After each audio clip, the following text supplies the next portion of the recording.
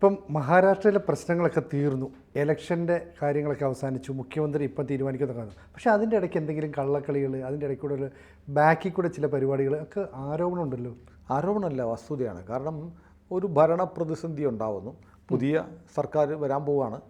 തിരഞ്ഞെടുക്കപ്പെട്ടു 80% സീറ്റുകളും നേടി മഹായുതി BJP മുന്നണി അധികാരത്തിലേക്ക് വരാൻ പോവുകയാണ്. നിലവിലുണ്ടായിരുന്ന BJP സർക്കാരാണ്. ആ സർക്കാർ രാജിവെച്ചു. കെയർടേക്കർ മുഖ്യമന്ത്രിയായി BJP മുന്നണിയിലെ ഷിൻഡെ കെയർടേക്കർ കാവൽ മുഖ്യമന്ത്രിയായിട്ടുണ്ട്. പക്ഷേ ഇതിനിടയ്ക്ക് അവർക്ക് ഇപ്പോൾ ഷിൻഡെ ഭരണകാര്യങ്ങളിലൊക്കെ ശ്രദ്ധിക്കുമോ എന്ന് ചോദിച്ചാൽ ശ്രദ്ധിക്കില്ല. കാരണം ഈ ഒരു പോളിസി തീരുമാനങ്ങളൊക്കെ എടുക്കാൻ പറ്റില്ല. മുഖ്യമന്ത്രിക്ക് അധികാരങ്ങളൊക്കെ ഉണ്ട്, ബൈഡൻ അല്ലല്ലോ. ബൈഡൻ കാണിക്കുന്ന വൃത്തികേടല്ലോ. അയാളുടെ സ്ഥാനാർത്ഥി തോറ്റു, ട്രംപ് വരാൻ പോകുന്നു, ജനുവരി 20 അധികാരം ഏറ്റെടുക്കുക. അതിനു മുമ്പ് റഷ്യക്കെതിരെ പ്രയോഗിക്കാൻ വലിയ ആയുധങ്ങൾ കൊടുക്കാൻ പോകുന്നു. അതെടുത്ത് പ്രയോഗിച്ചോളാൻ പറഞ്ഞ് യുദ്ധം മൂപ്പിക്കാനുള്ള എല്ലാ പണിയും ചെയ്യുന്നു.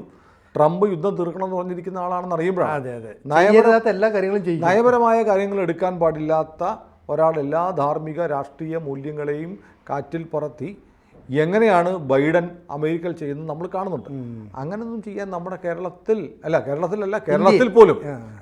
പോലും കെയർടേക്കർ മന്ത്രിസഭയുടെ കാലത്ത് രാഷ്ട്രീയ താല്പര്യങ്ങൾ വെച്ച് പല കാര്യങ്ങളും ചെയ്യാൻ പറ്റുമായിരുന്നു. ഭരണം മാറുന്ന സമയത്ത് ഇന്ത്യയിൽ അങ്ങനെയൊന്നും ആരും ചെയ്തിട്ടില്ല. അപ്പോൾ ഞാൻ പറയുന്നത്, അപ്പോൾ അങ്ങനെ അത്തരൊരു അവസ്ഥയിൽ ഇരിക്കുമ്പോഴത്തേക്ക് ആരാ ശരിക്കും കെയർടേക്കർ മുഖ്യമന്ത്രി? ഇപ്പം ഷിൻഡെ ആണെങ്കിൽ സ്വന്തം ഗ്രാമത്തിലേക്ക് പോയി, മുഖ്യമന്ത്രിയില്ല. ആരായിരിക്കും ഭരിക്കുക? ഉദ്യോഗസ്ഥർ, ബ്യൂറോക്രസി അല്ലേ? അപ്പോൾ ഇത് ഭരണം നമ്മൾ മുമ്പൊരിക്കൽ നമ്മുടെ ഒരു ടോക്ക് ഷോയിൽ ഇതുപോലെ സംസാരിക്കുമ്പോൾ TG പറഞ്ഞു, നരേന്ദ്രമോദി പ്രധാനമന്ത്രിയാണ്, കസേരയുണ്ട്, അധികാരമുണ്ടോ എന്ന് എനിക്ക് സംശയമാണ്. കാരണം മോദി സർക്കാർ പല തീരുമാനങ്ങൾ എടുക്കുന്നുണ്ടെങ്കിലും അതൊക്കെ ഇംപ്ലിമെൻ്റ് ചെയ്യേണ്ടത് മന്ത്രിമാരല്ല, ഉദ്യോഗസ്ഥരാണ്. അതായത് നമ്മളിപ്പം പോപ്പുലർ ഫ്രണ്ടിൻ്റെ നിരോധനത്തെക്കുറിച്ച് പറയുന്നുണ്ട്. പലതവണ നമ്മൾ പറഞ്ഞാണ്, പ്രേക്ഷകർക്ക് ചിലപ്പോൾ മുഷിപ്പ് തോന്നും. എന്നാൽ പോലും ഒരു സന്ദർഭം വരുമ്പോൾ നമുക്ക് ആവർത്തിച്ച് പറയാതിരിക്കാൻ പറ്റില്ല. പോപ്പുലർ ഫ്രണ്ടിനെ നിരോധിച്ചുകൊണ്ട് UAPA നിയമത്തിൻ്റെ 2nd ഷെഡ്യൂളിലോ മറ്റോ ഇങ്ങനെ നിരോധിത സംഘടനകളെ ഭീകര സംഘടനകളായി പ്രഖ്യാപിച്ച് ഉൾപ്പെടുത്തണം. പോപ്പുലർ ഫ്രണ്ടിനെ ഇതുവരെ ഉൾപ്പെടുത്തിയിട്ടില്ലെന്നാണ് പറയുന്നത്. ഇപ്പോഴും എന്താണ് പറയുന്നത്, നമ്മളത് കുറച്ച് കാലം മുമ്പ് അത് എക്സ്പോസ്ഡ് ആയതാണ്. അതിനുശേഷം ഇപ്പോൾ കറക്ഷൻസ് ഇപ്പം നമ്മൾ പറയുന്നതിന് തൊട്ട് മുമ്പ് കാലം വന്നിട്ടുണ്ടോ എന്ന് എനിക്കറിയില്ല. ഞാൻ 2 മാസത്തിനുള്ളിൽ ക്രോസ് ചെക്ക് ചെയ്തിട്ടില്ല. അതുപോലെ നോക്കൂ, ഈ RSSൻ്റെ നിരോധനം 56 മറ്റും നിരോധിച്ചതാണ്. 3 മാസങ്ങൾക്ക് മുമ്പാണ് കേന്ദ്ര സർക്കാർ ജീവനക്കാർക്ക് RSSൽ പ്രവർത്തിക്കുന്നതിനുള്ള നിരോധനം കേന്ദ്രം എടുത്തു കളഞ്ഞത്. ഇതൊക്കെ ഗവൺമെൻറ് ഉദ്യോഗസ്ഥർ തലത്തിൽ പേപ്പർ തയ്യാറാക്കി റെഡിയാക്കി കൊടുത്തൊക്കെ ചെയ്യേണ്ടതാണ്. അപ്പോൾ അമിത്ഷായ്ക്ക് പാടേ പിടിക്കടേ പേപ്പർ ഫണ്ടിന് എഴുതി വെക്കടേ എന്ന് പറയാൻ പറ്റില്ല. അത് ചെയ്യുമ്പോൾ അവരെ നിരോധിച്ചു കഴിയുമ്പോൾ അവിടെ ഇരിക്കുന്ന അദ്ദേഹത്തിൻ്റെ ഓഫീസിലെ ചിലപ്പോൾ ഒരു ക്ലർക്കായിരിക്കണം നോട്ട് എഴുതി പോകുന്നത് അല്ലേ? നോട്ട് എഴുതി അതിൻ്റെ മുകളിലുള്ള ആൾ കണ്ട്, അങ്ങനെ സൂപ്രണ്ട് കണ്ട് വന്ന് സെക്രട്ടറി തലത്തിലൊക്കെ വന്ന് പാസ്സാവേണ്ടതാണ് പോപ്പുലർ ഫണ്ട് കാര്യത്തിൽ. അതെവിടെയോ നടന്നില്ല. അപ്പം ഭരിക്കുന്നത് ആരായാലും അത് ഭരണം കൊണ്ടു നടക്കുന്നതും ഭരണം ഒറിജിനേറ്റ് ചെയ്യേണ്ടതും. ചിലർ പറയുമല്ലോ, പണ്ടൊക്കെ 8ാം ക്ലാസ്സും ഗുസ്തിയും പഠിക്കുന്ന ആളുകൾ പോലീസിലാവുമെന്ന് പറയരുത്. ഇപ്പോൾ അത് മാറി, പഴയ പോലീസിൻ്റെ കാര്യമാണ്. അങ്ങനെ നിയമത്തെക്കുറിച്ചല്ല, സാമാന്യ വിദ്യാഭ്യാസം മാത്രമുള്ള പോലീസുകാർ അവരാണ് കേസ് എഴുതുന്നത്. എത്ര വലിയവനെയും കൊടുക്കാൻ ഈ 8ാം ക്ലാസ്സും ഗുസ്തിയും പഠിച്ച പോലീസുകാരൻ മതിയായിരുന്നു എന്ന് പറയാറുണ്ട്. ഇപ്പോഴും അങ്ങനെ തന്നെയാണ്.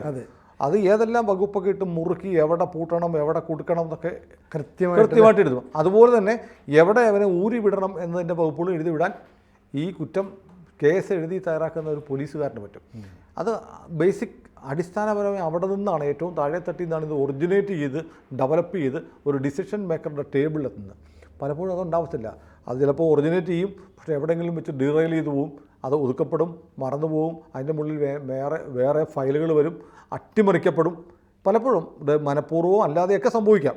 അങ്ങനെയൊക്കെ സംഭവിക്കുന്നത് ഒരുപാട് ഉദാഹരണങ്ങൾ വന്നിട്ടുണ്ട്. ഇപ്പോൾ മഹാരാഷ്ട്രയിൽ സംഭവിച്ചത് അതീവ ഭീകരമായ ഞെട്ടിക്കുന്ന അവസ്ഥയാണ്. ഇപ്പോൾ രാജ്യം മുഴുവൻ വഖഫ് നിയമത്തിൻ്റെ കെടുതികളും അതിൻ്റെ ഭീകരതയുമൊക്കെ ചർച്ച ചെയ്യുകയും അതിനെ എടുത്തു കളയാൻ വേണ്ടി ആ ഭീകര അവസ്ഥ മാറ്റാൻ, ഭീകരമായ ഭരണഘടനയ്ക്ക് മുകളിലുള്ള ഇവരുടെ അധികാരങ്ങളൊക്കെ എടുത്തു കളയാൻ വേണ്ടി ഒരു നിയമനിർമ്മാണത്തിന് വേണ്ടിയുള്ള ബില്ല് തയ്യാറാക്കാൻ JPC കൂടി ഇപ്പോൾ പാർലമെൻറ്റ് ഈ സെഷനിൽ വരുമെന്നൊക്കെ ഇരിക്കെ, അതിൻ്റെ പേരിൽ വലിയ വിവാദമുണ്ടായിരിക്കെ മഹാരാഷ്ട്രയിൽ ഭരണമില്ലാത്ത, രാഷ്ട്രീയ നേതൃത്വമില്ലാത്ത ഈ അവസ്ഥയിൽ അതിഭീകരമായ ഒരു അട്ടിമറി നടന്നു.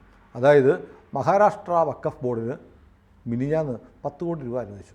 വഖഫ് ബോർഡിന് ഈ കാവൽ മന്ത്രിസഭ മഹാരാഷ്ട്രയിലിരിക്കെ ഷിൻഡെയുടെ മുഖ്യമന്ത്രി സ്ഥാനത്ത് ഷിൻഡെ ഇരിക്കുമ്പോൾ പെട്ടെന്ന് 10 കോടി രൂപ വഖഫ് ബോർഡിന് കൊടുത്തു എന്ന് മാത്രമല്ല 2 കോടി രൂപ കൊടുത്തു കഴിഞ്ഞു, ബാക്കി അനുവദിച്ചു 2 കോടി രൂപ 10 അനുവദിച്ചു 2 കൊടുക്കുകയും ചെയ്തു. ഇത് വന്നപ്പോൾ വല്ലാതെ ഞെട്ടിപ്പോയി. കാരണം ഇത് കണ്ടപ്പോഴത്തേക്ക് ഞെട്ടിയത് ഞെട്ടി. BJP-യുടെ വക്താവ് കേശവ് ഉപാധ്യായ അയാൾ പരസ്യമായി സ്റ്റേറ്റ്മെൻറ്റുമായി അദ്ദേഹം വന്നിട്ട് പറഞ്ഞു, ഒരു കെയർടേക്കർ സർക്കാരിന് ഇങ്ങനെ ചെയ്യാൻ അധികാരമില്ല, ഇത് പിൻവലിക്കണം എന്ന് പറഞ്ഞു. പിന്നെ VSP വിശ്വ ഹിന്ദു പരിഷത്ത് പരസ്യമായി പ്രസ്താവന ഇറക്കി. അതായത് ഇങ്ങനെ ഒരിക്കലും മോഹൻ സാലേക്കർ അദ്ദേഹത്തിൻ്റെ സ്റ്റേറ്റ്മെൻറ്റ് വന്നു, ഒരു കെയർടേക്കർ സർക്കാർ ഇങ്ങനെ ചെയ്ത് ഞെട്ടിക്കുന്നു. കോൺഗ്രസ് സർക്കാർ പോലും ചെയ്തിട്ടില്ല. കോൺഗ്രസ്സുകാർ ഭരിച്ചിരുന്ന കാലത്ത് പോലും ചെയ്യാത്ത തരത്തിൽ പെട്ടെന്ന് 10 കോടി രൂപ കൊടുക്കുന്നു, 2 കോടി രൂപ ഡ്രോ ചെയ്യുന്നു. ഇതെന്തൊരവസ്ഥയാണ് എന്ന് പറഞ്ഞ് പ്രതിപക്ഷവും ഹിന്ദു സംഘടനകളിലും പരസ്യമായി രംഗത്തിറങ്ങി. എവിടെ BJP സർക്കാരാണെന്ന് ഓർക്കണം, ഷിൻഡെ ശിവസേനയുടെ സർക്കാരല്ല, കെയർടേക്കർ മുഖ്യമന്ത്രി. അപ്പോഴാണ് ഈ സംഭവം വന്നപ്പോഴത്തേക്ക് ഇത് മുതലെടുക്കാൻ വേണ്ടിയിട്ട് ഒന്നും കിട്ടാനില്ലാതെ ഉദ്ധവ് താക്കറെ രംഗത്ത് വന്നു. ഉദ്ധവ് താക്കറെ പറഞ്ഞത് വളരെ രസകരമായിട്ട് എനിക്ക് തോന്നി. ഉദ്ധവ് താക്കറയുടെ സ്റ്റേറ്റ്മെൻറ്റ് വന്നത്, ഇത് ന്യൂനപക്ഷ വോട്ടുകൾ തട്ടിയെടുക്കാൻ വേണ്ടിയിട്ട് ഷിൻഡെ കളിക്കുന്ന കളിയാണ് എന്ന് സ്റ്റേറ്റ്മെൻറ്റും വന്നു. ആകെ പരിഭ്രാന്തിയായി പ്രശ്നമായി. ഉടനെ തന്നെ 28-ാം തീയതി ഇത് അനുവദിച്ചു. 29-ാം തീയതി ഇന്നലെ ഇന്നലെ ഉച്ചയ്ക്ക് മുമ്പ് ചീഫ് സെക്രട്ടറി സുജിത സൗനിക്കിൻ്റെ അറിയിപ്പ് വന്നു, ഇത് പിൻവലിച്ചു. അപ്പോൾ ഇവിടെ പണം അനുവദിച്ചു, പിൻവലിച്ചു. പ്രശ്നം തീരുന്നില്ല.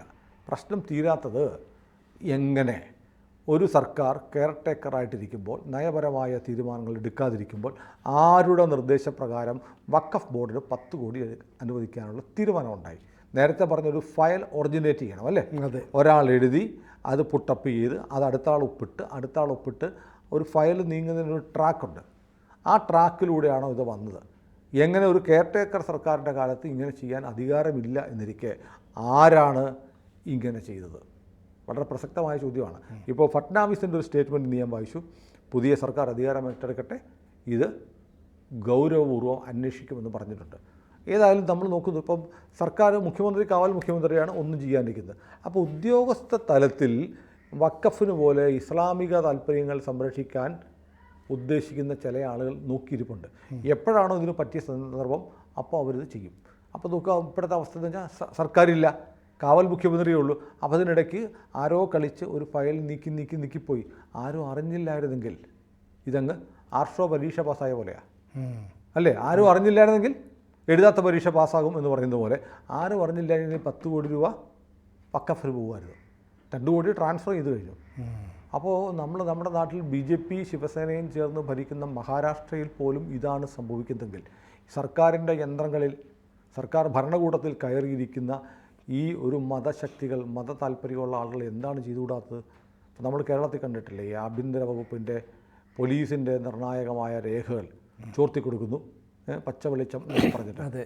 എന്നൊക്കെ പറയുന്ന പോലെ സർക്കാർ ആര് ഭരിച്ചാലും, BJPയും ശിവസേനയും കൂടെ ഒന്നിച്ചു ഭരിച്ചാലും സർക്കാർ യന്ത്രം എന്ന് അവരുടെ കയ്യിലാണ്. അപ്പോൾ നമ്മൾ ആലോചിക്കും, ഇപ്പോൾ ഇത് ഒരു കേസ് വന്നു, അപ്പോൾ ഇനിയിപ്പോൾ സർക്കാർ വിജിലൻ്റ് ആവുമായിരിക്കും, ഗവൺമെൻറ് സെക്രട്ടറിമാരൊക്കെ. പക്ഷേ ഇതുപോലെ എത്രയെത്ര സംഭവങ്ങൾ നമ്മുടെ രാജ്യത്തുണ്ടായിരിക്കാം. ഇത് വല്ലാത്തൊരു അപകടകരമായ അവസ്ഥയിലേക്ക് കാര്യങ്ങൾ കൊണ്ടുപോകുന്നു എന്നാണ്. അപ്പോൾ ഞാൻ കഴിഞ്ഞ ദിവസം പറഞ്ഞു, നമ്മൾ ഉദയപ്രതാപ് കോളേജിൻ്റെ കാര്യം പറഞ്ഞില്ലേ, ഉത്തർപ്രദേശിൽ. അവിടെ 115 വർഷം പഴക്കമുള്ള ഒരു കോളേജ്. ആ കോളേജിൽ 20,000 കുട്ടികൾ പഠിക്കുന്നുണ്ട്. 500 ഏക്കറിലാണ് ഇരിക്കുന്നത്. 500 ഏക്കറിലിരിക്കുന്ന കോളേജിന് തൊട്ടടുത്തൊരു പള്ളിയുണ്ട്.